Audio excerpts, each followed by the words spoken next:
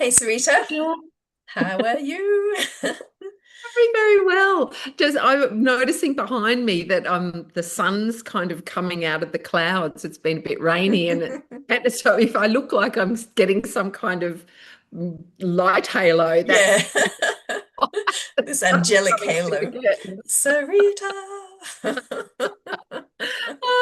How are you going? I'm good, thank you. So I'm very good. So today we thought we'd talk about kind of visibility, invisibility, and things like that. So yeah, let's get into it. Yeah, let's get into it. Visibility, Mm, being seen in the world. It's like, I don't know about you, but it's been a journey for me about yes. being seen by people, like especially in our new world where we're all kind of videographers and um, the, Influences. the the influencers and the rise of the selfie. When I was younger, we didn't have any of those things. That Mm. wasn't a thing at all. So Absolutely. Same for me. I grew up before the internet and before mobile phones, and I'm actually really grateful for that because I could not imagine having those things. Well, whilst I was at high school, it would have been, I just can't imagine it. Our kids are just used to it these days. Um, but yeah, visibility and how we are also connected online these days in a yeah, global way. It's kind of, yeah, in past days would be in villages. I'm going back quite some years, villages and then towns and then cities. yeah, But now it's global, isn't it? yeah, yeah. Kind It's of like a connections and global village. it's a global village. And that's with that comes extremes either way, extreme visibility, but also extreme invisibility. It's a really strange thing actually, but yeah, Mm. I've definitely always had kind of like invisibility because visibility is different to invisibility. The fear of being visible, the fear of being seen, judged, criticized is different from the fear of being invisible, like erased, invalidated, minimized, kind of ignored. It's a slightly different wound, isn't it? I feel like I got both. Me too. Do Me you? too. I would be very surprised, actually. I'm going to make a big statement and say I think probably the majority of people would be able to resonate with what you're saying. Yeah, I agree. I've thought about that and I've never researched it, so I don't know what the figures and numbers are. I wonder if it's gender specific too, like a lot more females have this wound than males. I don't know. That's just a kind of thought of just how we're conditioned in growing up, of being a fit. That was my experience growing up because I grew up in a place that was very sexist toward, and very much females don't speak. You should be invisible, just shush and do your thing, don't speak up. So I don't know, maybe Mhm. my experience is a bit different to yours. Very different. I had quite a modern mother who and father actually who encouraged me, and this is interesting because all roads lead to the same thing. I'm just going ahead of myself here, but Mm, encouraged both my sister and I to be ourselves and be out in the world and to not think that we couldn't do anything we wanted to do. mm, But by the same token, that was also pretty scary too, mm. to have that. Not, it wasn't so much an expectation, but I think I received it as such. Ah, okay. So you So felt that more was like a pressure. like a pressure to be out there. And I spent a lot of my younger years kind of putting something on a bit, particularly, my late teens, early 20s, where I would actually overplay myself a little bit. Does that make Ah, sense? it does. Because That's very interesting. that was kind of safe, and I didn't have to. I could Yeah. hide behind that a little bit. So what felt safe about that? Because that is like the opposite experience to me. Like what felt safe Yeah. about overplaying yourself? Well, I was ticking both boxes in a way. So I was ticking the box of yes, I'm out and I'm out and proud and I can do whatever I want and I'm going to pursue this. But inside, behind that was this really unconfident, scared person. Okay, I see. So Yeah. and I was ashamed of that unconfident, scared person, Mm, and so yeah. my way of doing it was to cover it up with a lot of bravado. I Yeah. think. And so as you've gone through life then, how do you view yourself now? Like, how do you show up in the world now? Well, both ways, actually. It's good that you asked me that because I will kind of be loud and proud sometimes, and other times I'll be shy and quiet. But I feel like both parts of me are integrated now. Like Mm, I can not play with both, but allow both yeah. to be there and to just come out whenever it suits. Yes. Like It's not so serious, authentically. you know? Yeah, I know what you mean because I feel that within myself. So, as I've gotten older, like I feel those two sides of me. I've got two different sides of me. I've got a very confident kind of way of being, but then I've also got like a very introverted, like don't want to share that with people thing as well. It's kind of, so it is a bit polarizing. So I've had to learn to integrate that. But how I do that is I just accept when I'm authentically doing it, because we kind of touched on like when you're doing it from a wounded place is different to when you're doing it from an authentic place. Well said. So Perfectly said. yeah, Yeah. so now it's not a wounded place, but I just acknowledge like when I can feel myself go inward and a bit closed off to the outside world, I kind of just acknowledge that and then assess like why am I doing it? And if it's just because I want to and there's no kind of trigger or anything like that, I just embrace it and just do it until that shifts into the other kind of like confident and wanting to be quite outward and social and yeah, it's like the other side. So I kind of like gauge like where it's coming from and if it's a natural response or not. And that's Mm, how I integrate it because it's not about being one or the other. We do mm, have all of these different, parts of ourselves that are different and they're natural and they are inherent. And yeah, whereas when I was younger, it was definitely different. I was very invisible and I think I'd suppress the confident part a lot. And I was kind of waiting for my turn. I feel like I've spent a lot of my life just waiting in waiting mode. Um, so that's been the interesting thing of how I've become more visible is I've embraced that side of me that naturally is more outward. And if you like, we put an astrological lens on that, that would be like my Aries. I've got an Aries sun and Mars, and I had really suppressed that side of me until I was in my 40s. And then that's when that all came out. So I never resonated with that side of me at all until then. So yeah. mm. So what about for you? Like, how have you kind of gone through the process of, or how I do you think that identify in yourself that it's not a wound anymore? I think it's getting more information for me. Mm, Having more experiences, um, feeling safer in myself as I've gotten older. So what's made me feel safer? You know, um, getting to know myself, mm, all yeah. aspects. Yes. Also having opportunities to be seen by others. Mm, And through that experience,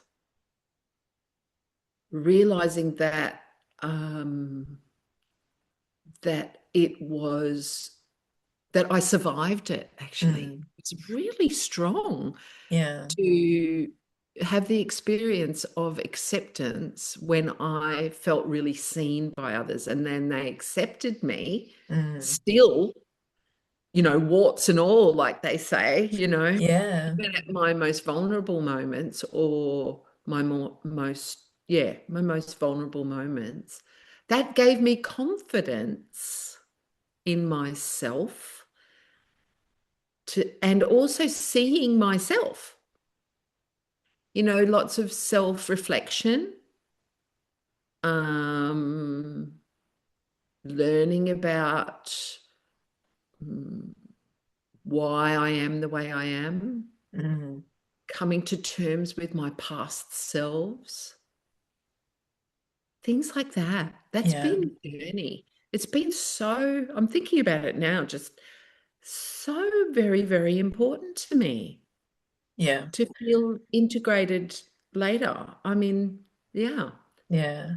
Yeah. it's been Those, scary too at times. I'd have to say, yeah, really absolutely. scary. Those evolutions of self, isn't it? And I wonder, do we all go through that? Because I know both me and you have been through that, but like those evolutions of self where those past versions just simply don't exist anymore.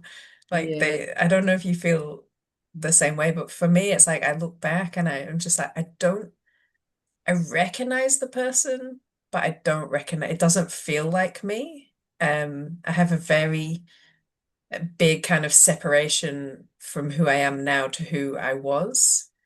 I don't know Mm, if do you feel the same way, or I has yours been a do. bit different? I understand what you're saying there. It's like my way of putting it is I feel like I've had many different lives. Yeah, yeah, But part of the process for me coming to where I'm at now was very much employing what I do with a lot of people actually that I talk to, and that is this idea of really understanding my past selves and understanding my motivations for decisions or actions that I mm, took. yes, And through that understanding, coming to a level of acceptance of where I've been at different times of my life. And not only acceptance, but actually compassion for the person I was at the time. mm, Because I think we can walk this earth being very self-judgmental about what we might have done or not done, yes, who we who we were and how we operated, and have some kind of decision about that, whether it be a positive or a negative judgment, actually. yeah. If We that have to. makes Yeah, it's like we have to let go of the perfectionism of like, oh, I wasn't a perfect person, or like I, we all go through these things. They're all learning experiences in some way, and they add up to who we are now. And yeah. yeah, I don't know if you like look back, do you, yeah, I don't know, different experiences, like would you remove them if you could? Were there some that just didn't help you? Well, this is part of the value judgment, isn't it? That we Yeah. have on things that we've done or haven't done. You know, I find this incredibly fun and interesting work to do with people because Mm, I've had that journey so much in my own life. mm, And so therefore it's very close to my heart, you know. And this whole idea, often I describe it as, we walk around being a little fragmented. I've got this visual about it mm, where yeah. there's bits of us sort of floating around, not really connected in our space. And so this work that of bringing these parts of ourselves, these past parts of ourselves back to ourselves to integrate is a beautiful process of, feeling that I am the sum total of everything that I've experienced and all the different lives I've lived, Mm, and how I can fully show up now most of the time. Doesn't happen all the time, but most of the time I can actually go have a deep appreciation for my journey, for everything mm, I've experienced, all the yeah. stuff that looked like a mistake, but was it really? Yeah. Or what situations I found myself, or decisions I made that I go, damn it, if only I just made a different decision. Yeah. All of them, I can sit in a place of wow, just wow. Mm, It's brought me here somehow. It's brought yeah. me here. Yeah. Yeah. Yeah. And some of those things take quite some years to get to that point of acceptance because some situations that we go through or some life experiences just feel so wrong that it can take, 5, 10 years to integrate that and go, actually, I can understand why that happened now. Like Mm. that's what I feel. Sometimes some things are just so wrong. They just feel so wrong. And you're like, why did that happen like that? Like that wasn't supposed to happen like that. And Yeah, it's not like a quick kind of like 3 month turnaround as like, oh, I've learned all the lessons. And, sometimes you just like, If no, only. I really wish that that didn't happen. Yeah, yes, yes. Yes, I don't know many people myself in my own personal experience and including myself that could honestly say everything, every single thing in my life that I've ever experienced was exactly what it should have been and it Yeah, wasn't a mistake. exactly. Like I don't Yeah. think you can think like that really. Yeah, I agree because I don't. It's almost like that spiritual bypassing type thing is like, oh, everything's for a reason. Like, there's Yeah. kind of truth in it, but it's not so beautiful. It's No, not so optimistic not. as that. Sometimes you're in the mud Yeah.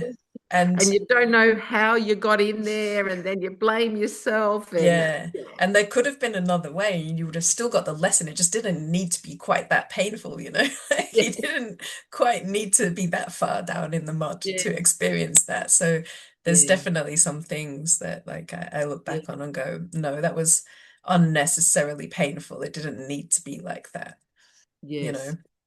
But I yeah, but the fragmented part, it's funny, I've got the same visual of that. So you were saying like you visualize it as like fragmented parts that come together. That's interesting because I have the same visual, but also then like when a really big event happens and a very traumatic event, that's how I imagine it to then be refragmented. It's like that. It's like almost like all the little parts of us are at like a bowling lane and then the pins at the end. And a big traumatic event is the bowling ball and it just knocks them all down and scatters them again. And after a big traumatic event, you've got to work to bring them all back into the lane again. And so that's how I visualize that, or it's kind of how I try and explain it when sometimes you can feel quite whole and you're going along life just fine, and then something comes along and just boom, smashes all the pieces out again, and you have to start from scratch and bring them all back in and reintegrate everything into that same formation, a new formation, not quite how it was before, but yeah. It's a really good explanation.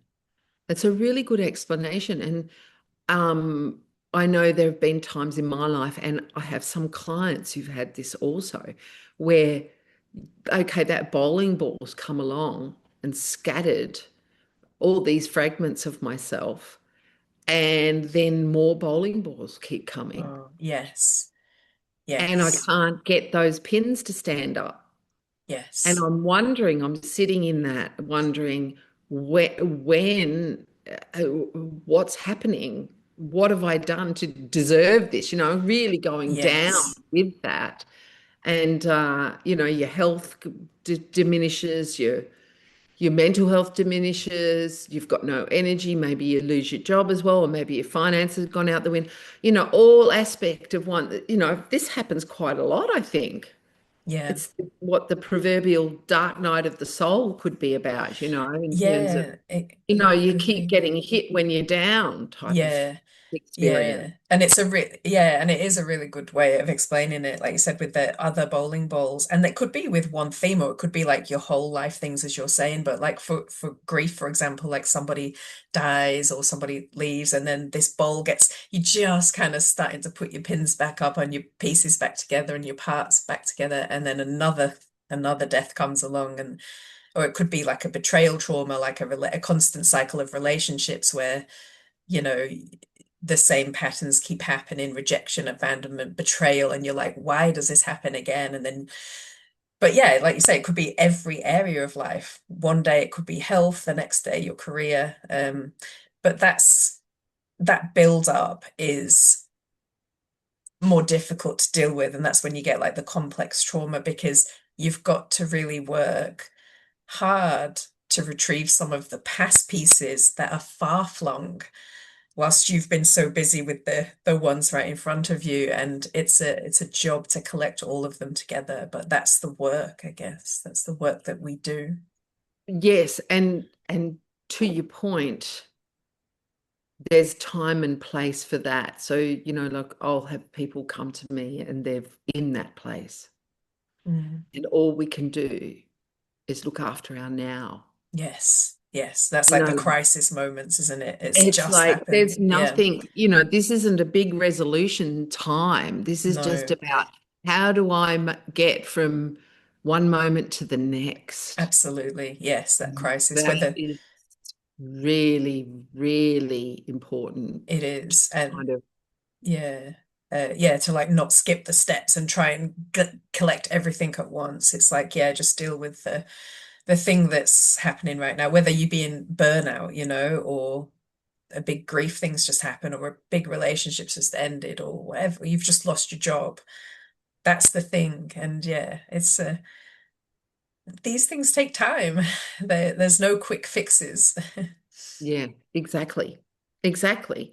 And that's what I mean by, we started the conversation off with kind of this overview, rear view mirror overview sort of thing of what it means to start to learn to not only be visible, but be seen by not only out there, but to ourselves, Mm, When you've been battered and bruised by life, mm, it's really hard not to blame yourself. mm. Yes. Well, yeah, you either get the people that blame themselves or chronically blame others. You get the two types, and there's got to be a way of balancing that, It can't always be somebody else's fault, and it's not always your fault either. Like, we're complex beings as humans, and there's lots of dynamics at play with any life situation that involves another person. And so, Yeah, um, yeah, having the broader view, isn't it, of not just getting so stuck in the details of what happened, but having the broader view of patterns, themes, removing the emotional intensity from things. It's a whole process. yes. This emotional intensity is an interesting one, isn't it? Because it really can be the difference between um, feeling resilient and not. Mm, When you're in constant emotional overwhelm, for whatever reason, mm. it really makes it difficult to be in your own company. Yes, it does. Yeah. Such a suffering point. Yes, yes. And regardless of what's happening and how things might be need to be resolved, it's almost like unless you can help yourself to see some kind of light at the end of the tunnel, regardless of whether it's in the moment or not, is the one thing that helps us navigate Mm. our experience. Does that Yeah, make sense? it does. And so I do feel for the people who haven't got that yet. That's that anchor point. And I know for both of us, like what we try and do with other people and the clients is to find that within ourselves. That's my whole focus. Make the anchor point yourself. And that can feel really scary if you've never had that and you've always put it onto other people or kind of subcontracted it out to other people. But finding the anchor point in yourself means that it doesn't matter what you go through in life. Everybody can leave, everybody, you could be by yourself, but to find that point within yourself of safety, of inner trust, of inner wisdom, um, is really life-changing when you've never had that before. But everybody has that. I just want to make that really clear to everybody. Like, if you sat there thinking, like, I don't have that, you do. You do. Everybody has it. That's I what. can't, I can honestly say when I've reached this point with any client and reached this point with myself, there hasn't been somewhere in my life that I haven't been able to remember that there was Mm, that moment when I knew I was okay, mm. even if it was for a brief moment. Yes, yes. We want to anchor into that as this proverbial light at the end of the tunnel, for want of a better Yeah. phrase. But it's really about, right here, right now, I'm okay. Right here. Yeah. right now, in this very moment, as I'm sitting here talking to you, Yeah. wow, I'm okay. It's so interesting, isn't it? Because we're taken off into the story or the experience or the overwhelm or the I've got to fix everything. Mm, And if we can find just one moment and that moment goes to the next moment and then that next moment and then the next moment, and then all of a sudden everything comes back online and we can start to feel more about ourselves mm. Yeah. outside of the overwhelming story or overwhelming experience. Yeah.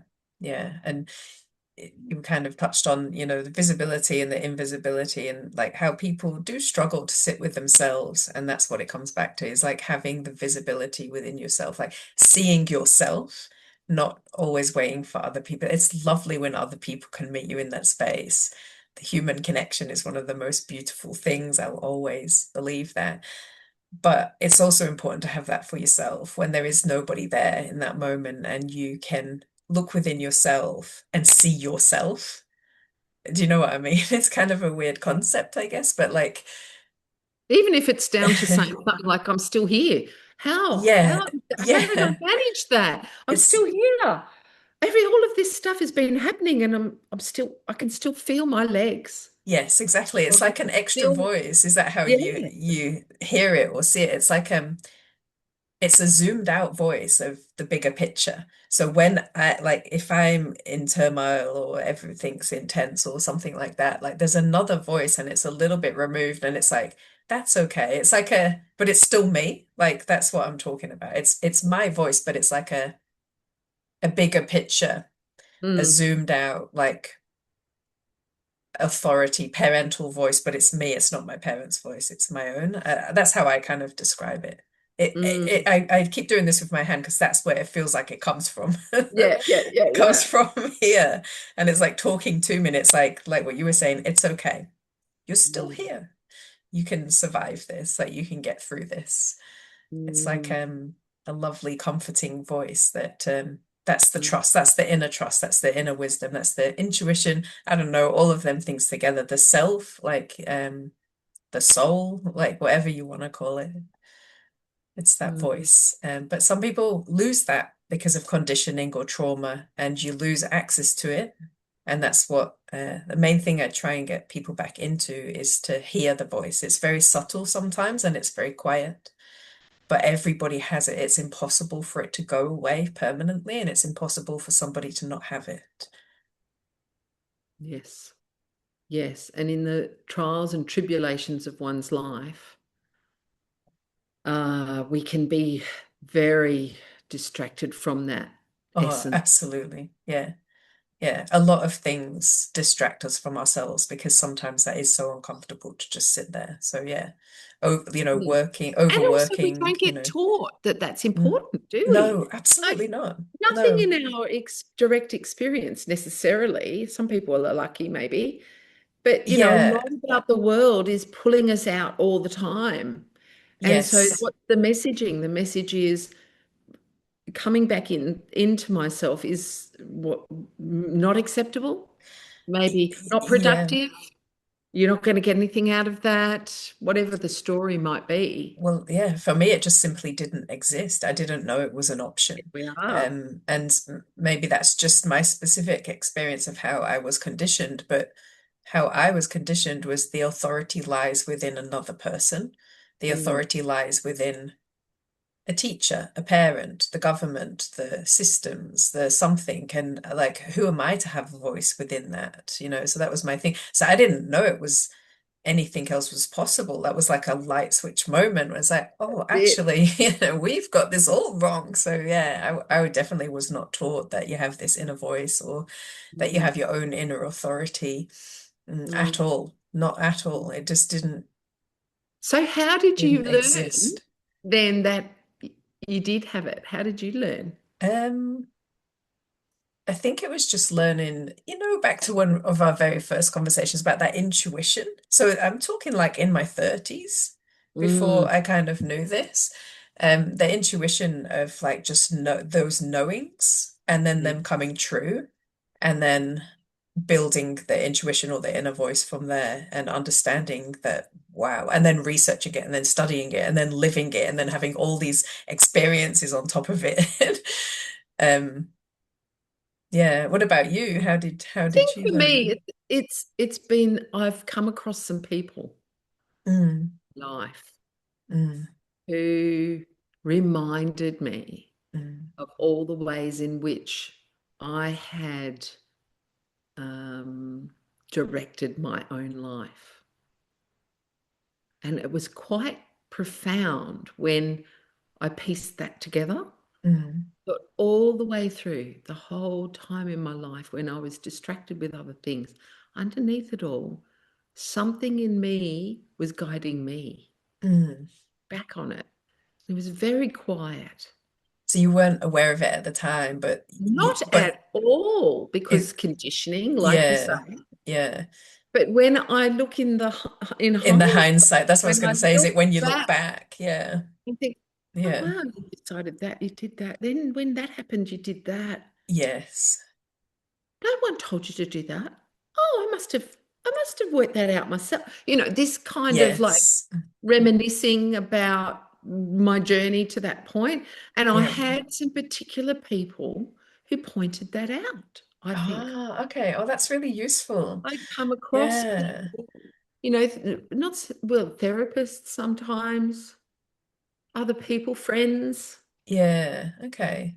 Yeah, because we are social creatures, aren't we? We kind of learn from each other somehow. We're different people we yeah. come across tend to reflect back to us aspects of ourselves. And I thinking about it, I think those reflections were helpful. Mm, yeah.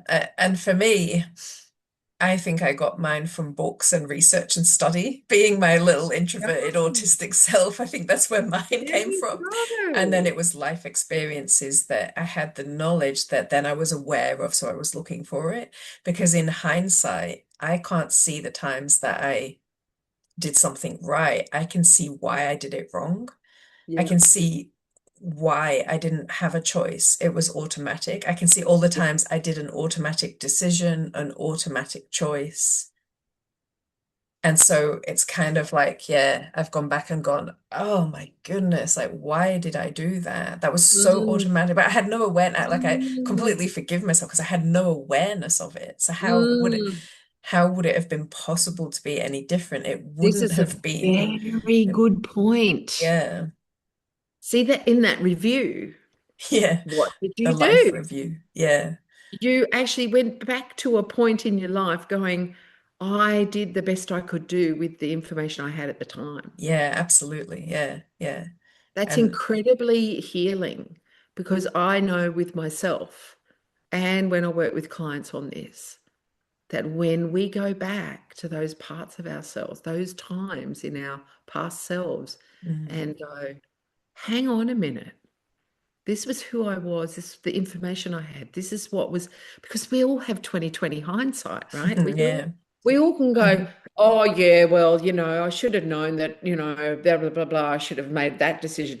But you're talking about that from the place where you are now, Of course, and it's so with all different. the extra Yeah. information. You even have the result of it to be able to work with, like, Exactly. and it's And just when you think about it, you think, hang on a minute, that logic is a bit flawed.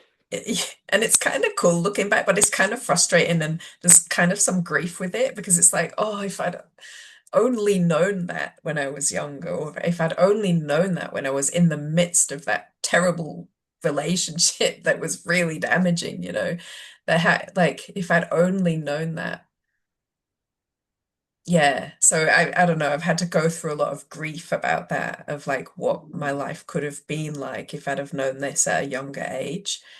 Mm, But at the same time, I do feel like there's like a different kind of purpose for having to go through. Like, how would I have known how automatic that was? Like, I wouldn't have had that experience. I guess what I'm trying to say is like that experience of being so unaware and mm, so unawake to these things and living my life so automatically in the subconscious that runs all of the things. If I hadn't done that, then I wouldn't know the contrast of the two differences of what it feels like now.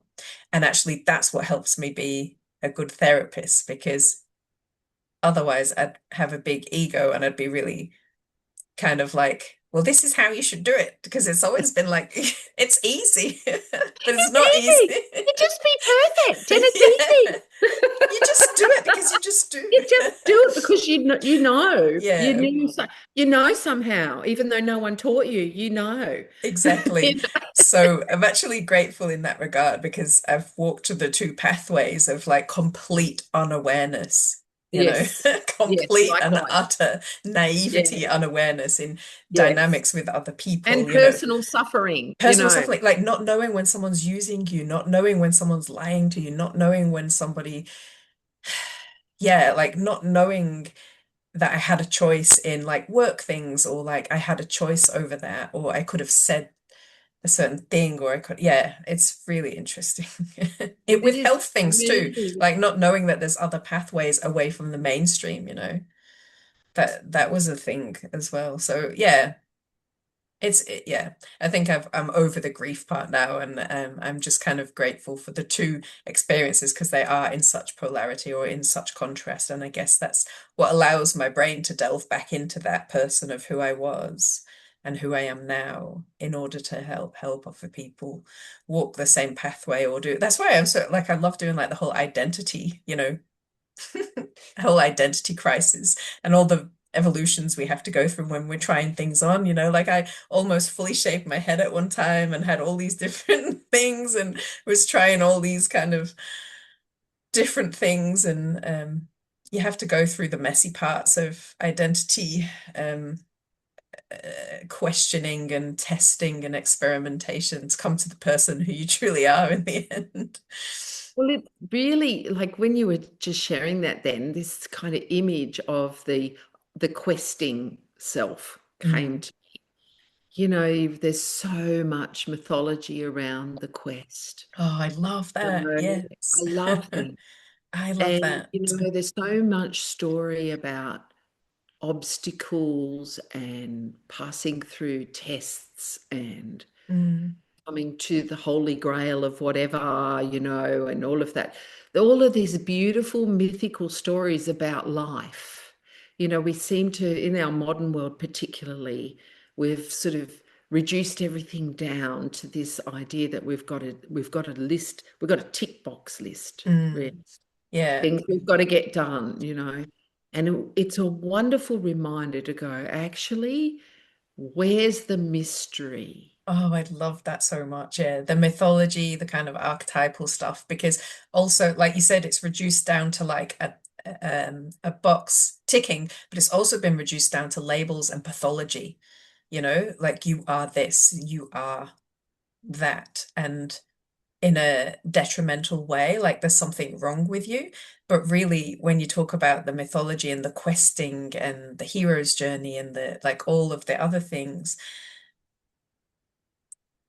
that it's not wrong, is it, to learn and to experience things and to do things incorrectly? Like that's all part of it. It's not a brokenness, it's just learning. That's what we're here to do. I love putting like the mythological or archetypal spin on things because it removes the pathology. I don't like using labels. Sometimes they're useful and sometimes they're limiting. Sometimes people attach too much identity onto labels. But when you Mm. use the symbolic language and the beautiful, some people see it as we're in a simulation, like a digital computer game. And on the quest, you just meet other players, like other characters, and some of them come with you for a big, long kind of journey. And other ones just you get some kind of something from, and then you're on your way. So we all visualize this in different ways, but I love putting the other language on it. I feel it's so much more optimistic and positive than the pathology of medicalization of like you've got BPD or bipolar or like ADHD or autism. I mean, I use that label, whatever, but it's more for other people than myself because I know that they'll know. Whereas if I say, oh, I like,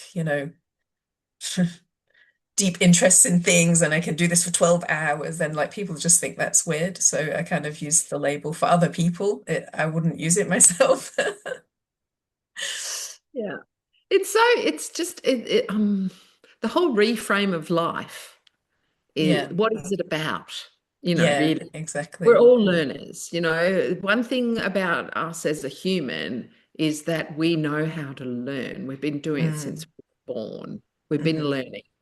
So we know how to learn. We learn one way, we can learn another. mm, Um, and this whole idea that, people say, oh, destiny, fate, all these sorts of things. I tend to say, we're living in this chaotic environment. mm, We're interfacing with chaos constantly. mm. And our fear response is wanting us to contain this chaos, which is life.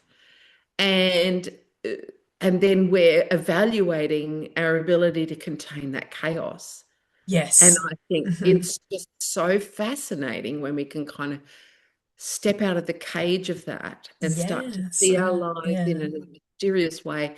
Well, how was I navigating that part of the journey, and how do I navigate it now, and what have I learned from how I navigated it then, and Mm, what was my learning kind of matrix during those years that mm. caused me to experience those things and learn those things. It's this kind of, yeah, ever unfolding, that's the word I was after, ever unfolding journey. It's like you're walking along this pathway and things are popping up, and Mm.